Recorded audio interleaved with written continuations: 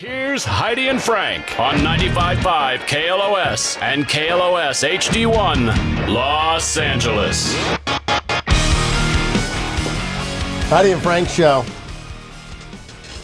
To the all-time iconic bands, Kiss and Def Leppard, announced that they're going to be on tour together. Huge. And Joe Elliott, is he here? Is he in the Bristol Farms Green Room hanging out? Get Joe Elliott in here. Hello. There he is. Come on in, sir. Hiya, Joe. Good morning. Good morning. Good morning. Good to see you. Yeah, you too. We've had all the other guys in, and we. I don't know what they are. We saved the They best don't for get last. up this time of day. I've got jet lag, so I've been up for hours. Oh, have you? Yeah. Oh, it's not even to bed Where'd yet. you come from? Dublin, Ireland. Oh, my That's God. where I live. We flew in the day before, did all the press stuff yesterday for the big tour this summer. And here I am. How long was the planning of that tour that you guys were able to keep such a huge secret? It was been on the, it's the worst kept secret in rock and roll probably, but the suits have been working behind the scenes on it for months, crossing the T, dotting the I's, crossing the T's. But the do you want to tour with Kiss this summer question was like all answered yes by all 9 members of both bands, as it were, months ago. But then there's all this, the usual negotiations of who gets the biggest dressing room. Oh, boy. Yeah. Or whatever happens. Oh, I bet Gene Simmons has got that. No. Actually, in fairness, those guys have been amazing. It was very, very. Yesterday, the whole pressing.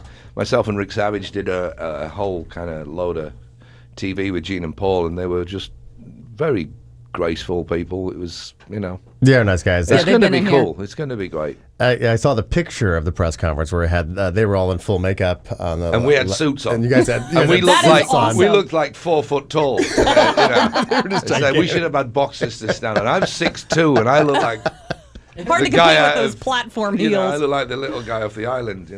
A tattoo. Tattoo, that's the guy. Yeah. No, you're going to be playing 2 shows here in Los Angeles. Yes, we are. One at the Verizon Wireless Amphitheater on July 5th, and then at the Forum on July 8th. Yeah, we haven't played the Forum in years. That's going to be fun. Yeah, huh?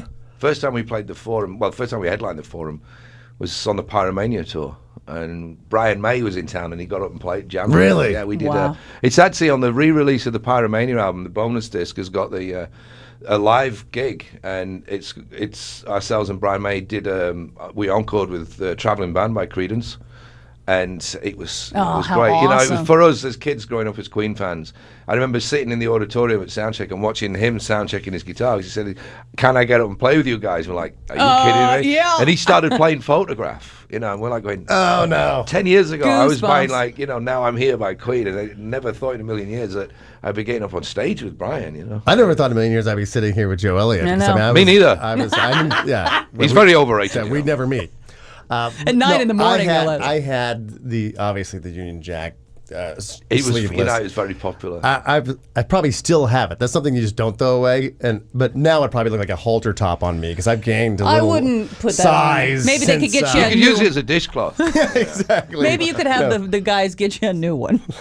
Yeah, make some new ones. We did actually sell them again on a tour about 10 years ago. Somebody said you should sell this. Oh, of jacket course, again. yeah. So we did, and we used it in a video for the song "Now" back in 2002.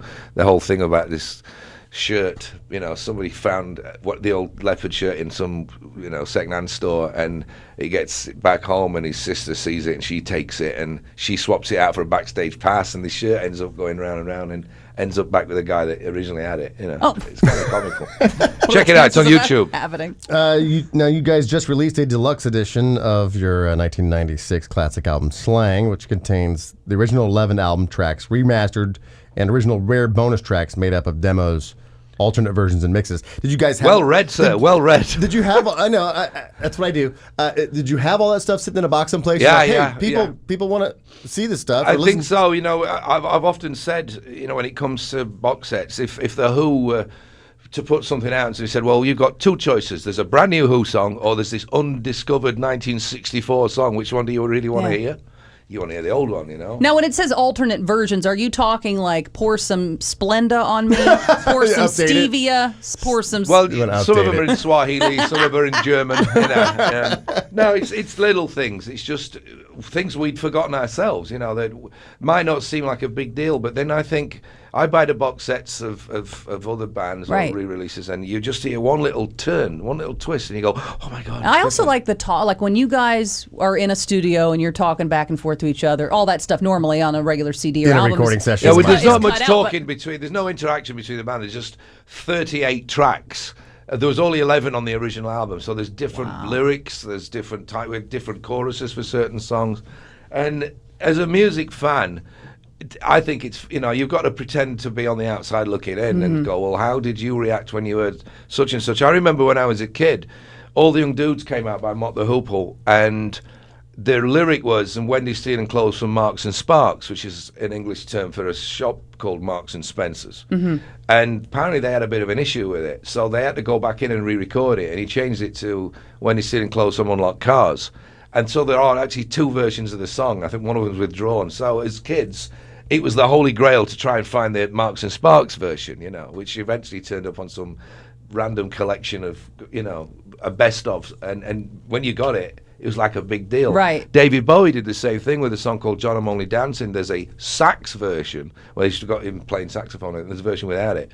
And for all Bowie fans, it's like, So what you is- had to have both. So I see what it's like, when people go, I love what you did to, or, you changed the song Work It Out. There's a wah-wah bass on the original, but on the first draft of it, there was no wah-wah bass. So you've got all these, slight differences. So when you were holding on to this stuff since you released the album originally, did you know at some point you would? Like, who had the stuff in there? Me. you had it? You're the pack rat. I'm the pack rat, yeah. Thank God. I've got a studio, so I've got a tape library, and everything that we do gets put in there, and the format changes. It used to be big reels of tape, and then when the digital thing came in, what we ended up doing was we copied all the tape into Pro Tools, and we just, now everything's on multiple hard drives in case. Who knows what hard drives will do to it themselves in 20 years. Right. They might just implode. So we've still got the tapes put away.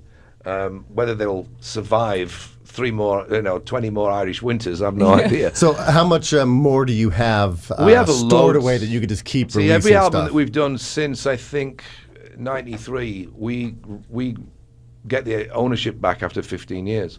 So this year we can do the same thing with Euphoria, and then in 3 years' time we can do the same thing with X, and so on and so forth. So we have plenty of things. I mean, there are a lot of songs out there that you just wouldn't think are actually available, but they were. The 90s was a very irritating time of music where the record companies say, okay, we're going to put a single out, but we need 3 more tracks for the CD. So you put out a CD single, and it's like, well, when am I going to get? We've spent 4 years making 10 songs. Right. Now we have to pull another 15 out of a hat. So the quality goes down because you finish off songs that you're not really. Because like blah, never blah, made blah, the blah, album. blah, blah, blah, that's fine. Yeah, It's they didn't make that's the good. album for a good reason, but now we've got to release them officially. But they may have only come out in Turkey or Germany or something. So they are a don't lot care. of them actually have been out before, but not all gathered on the one disc or the 2 discs. So. Joe Elliott's hanging out with us. Def Leppard and Kiss are going on tour this summer. You also have your album from Down and Out's coming out next month. Where do I you find do. the time? You got the Kiss tour, you got this other album coming out, you're going to be in a movie. He just doesn't sleep. He just stays I'm awake. producing the Black Star Riders, which was originally Thin Lizzy, their new album in October as well. But yeah, the Down and Outs record, I've been kind of working on it on and off for about 2 years because I had to keep putting it on hold to go out and do Leopard things. It's very annoying. But you just have Oh, to the you have to problems realise there. that which one of the two is the boss. And Yeah. the Down and Outs is a fun project. It's not a vanity project by any means. It has become a serious thing with both. Essentially there's a band called I think over here they're called the English Choir Boys. But they had a massive album about 20 years ago, sold over 1 million here. So they are kind of well known within the rock field, if you like. And when Mott the Hoople reformed in 2009, I'd been their like cultural ambassador for 35 years because they're my favourite ever band. And the guys, just as a thank you, said, "Will you open for us one night?" And I thought, well, how am I going to do that? And the promoter said, well, he looked after the Choir Boys as well. He says, I can loan you the Choir Boys and give Spike their Sing of the Night off, as it were. So they came in and we independently learnt a bunch of songs, which were all Mott the Hoople related, but not actually Mott songs, because you can't go be an opening act for Mott the Hoople and play Mott the Hoople songs. No, but here's the. But when they split in '74, they split into like 3 different factors. You got Ian Hunter went solo. The rest of the guys abbreviated the name to Mott. And they went out with a new singer called Nigel Benjamin, who was actually in a band called London with Nicky Sixx back in the late 70s.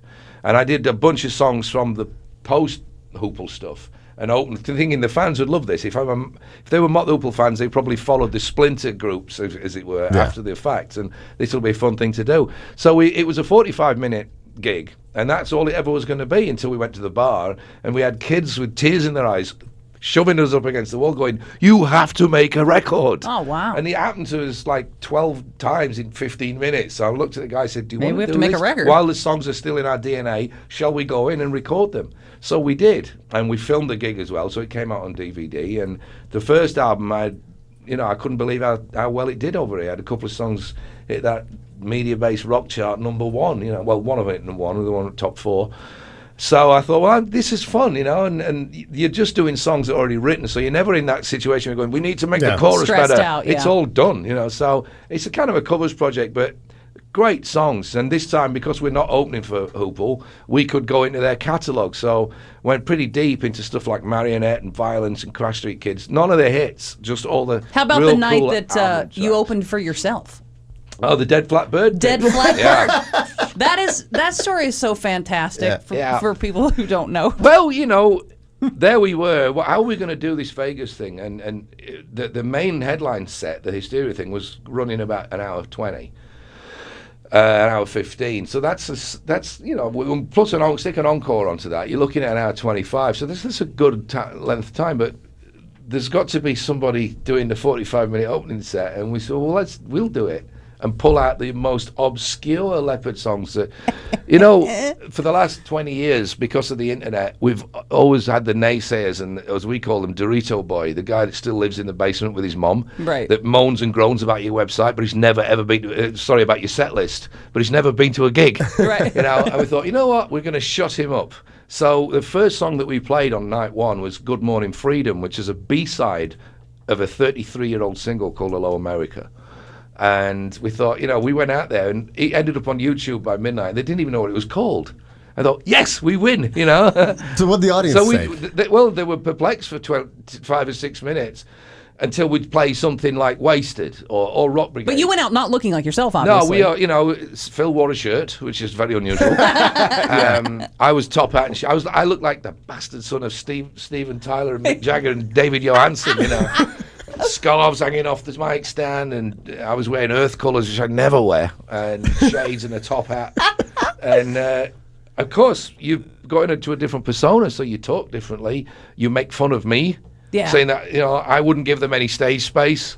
And we set it up so that the back line was like 6 foot from the front of the stage, so there's no room. And we just had a big Union Jack blocking off the $1 million Hysteria set, But we had people that know us watching it going, I didn't realize that was you guys. That's awesome. And we're like, are you kidding me? It's like, you need to go to opticians. Speaking of acting, you are going to be in a movie that's coming out called The Bridge. Yes, apparently I am.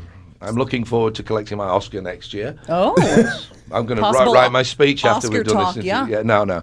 It's one of these pledge films. They're pledging it, and when they've got all the funding together, it's going to be it's a music movie, and obviously they're just kind of getting in a lot of musicians because we're cheap, and it'll have more of an authentic thing to it, because if we have to discuss the hardships of making it in the business, we actually do have a bit of background information that's pretty accurate. So it should be a bit of fun. When you look at the hardships in the business, when you guys first started out, like a rejection letter that you got, or like when someone said, maybe you should go back to doing whatever you do before. I just saw one recently. Somebody sent me one, and it was addressed to Paul Hewson. Thanks for the tape. It's not really what we're looking for right now. Of course, Paul Hewson is Bono. yeah. It's like, nah. Not you're really thinking, what we're looking that's for. like the poor guy that turned the Beatles down, and it's like, how do you ever live that down, He's probably jumped off the building at this Decca point. said, it's not for us. It's like, wow, Someone told Elvis Presley to start driving trucks we again. made an independent EP because we figured everybody makes cassettes and sends them in, and they just become doorstops, something to stand a coffee on. let's make a vinyl thing and put a picture sleeve on it. So when they open it, they go, oh, they've made a bit of effort. It hopefully goes to the top of the pile, if nothing else. And we sent that out to like 100 different places, radio, BBC, people like John Peel, who was like a legend back in England back in the 70s, and all the music papers like Melody Maker, Sounds, Disc. And we got a few letters back going, no. What would you be But we doing? had some that were like, you know what? Yeah. And seriously, they all went out like January, February 78. And by August, we had 11 record companies chasing us. So it worked. You know. What Yeah, would you have it been definitely doing, worked. Joe, if you weren't doing this? Well, at the time, I was working in a factory, but I wouldn't be doing that now because I'd have shot myself. yeah. What were you Or making? I would have. It was a steel works. Oh, my Lord. I wasn't actually making the steel. I was in the Assembly I was in lines. the buying department. I was responsible for buying in everything from soap and grinding wheels and having the laundry done. For Thank all God the you got those white 11 smuts record deals, and huh? stuff. But Exactly, it thank was God. great because I only really had to work 2 hours a day, so I wrote most of my part of the first album down there. I had a guitar in the corner of my room, and I could hear the boss coming down the stone steps. So it's like, I know when to put it down, And then pretend get back I'm working. It was fun, man. It was fun. Well, thank you so much for coming in. Def Leppard and Kiss going on tour this summer. 2 shows here in Los Angeles. Verizon Wireless Amphitheater on July 5th and the Forum on July 8th. And I do happen to have a pair of tickets. Oh, I got them yes. early. So give us a call if you'd like those. 1-800-955-5567. Joe And I'll Elliott. drop you a copy of the Down and Outs album, The Further Adventures of. It comes out 22nd of April. Definitely. So I'll Yeah, make sure we'd you love guys that. get a copy of it. Whenever you're back over this Yeah, way, come on absolutely. through, okay? Thank you. We'll be right back. We're Heidi and Frank. That was just a little sample of the Heidi and Frank Show on 95.5 KLOS. Now, to get the show in its entirety, on demand, and if you want to watch the show, we webcast it every day, all you have to do is go to HeidiandFrank.com and become a premium package member. Do it right now.